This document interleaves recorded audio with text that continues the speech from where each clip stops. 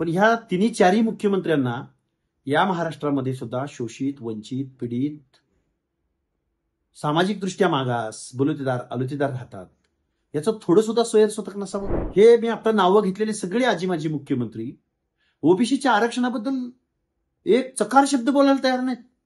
यांना फक्त जरांगेच्या मताची काळजी पडली. ही माणसं येऊ घातलेल्या 2024च्या निवडणुकीनंतर या ओबीसीचं आरक्षण संपलेलं असेल. तुम्ही आम्ही बसा फक्त हुजरे घालत.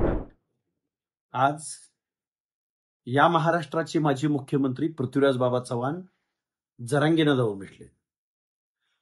अशोकराव चव्हाण 2-4 वेळा भेटले.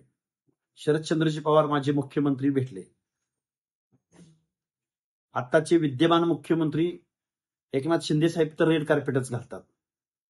पण ह्या तिन्ही चारही मुख्यमंत्र्यांना या महाराष्ट्रामध्ये सुद्धा शोषित, वंचित, पीडित, सामाजिक दृष्ट्या मागास, अलुतेदार राहतात. याचं थोडं सुद्धा स्वयंस्वतक नसावं.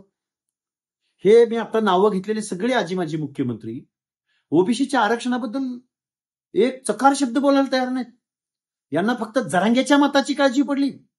आणि या महाराष्ट्रामधल्या बहुसंख्येनं राहणाऱ्या ओबीसीच्या मताची जरा सुद्धा फिकीर नाही या माणसांना.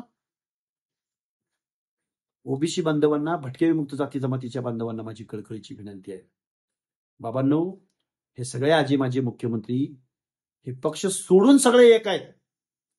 या महाराष्ट्रामधलं ओबीसीचं जे सामाजिक दृष्ट्या मागासवर्गीयांचं रिझर्वेशन आहे, सामाजिक न्यायासाठी दिलं गेलेलं रिझर्वेशन आहे, हे रिझर्वेशन येन प्रकारे ही माणसं येऊ घातलेल्या 2024च्या निवडणुकीनंतर या ओबीसीचं आरक्षण संपलेलं असेल. तुम्ही आम्ही बसा फक्त हुजरे घालत. ओबीसी बांधवांनो, याचं ऑडिट येऊ घातलेल्या निवडणुकीमध्ये तुम्हाला आम्हाला करावं लागेल.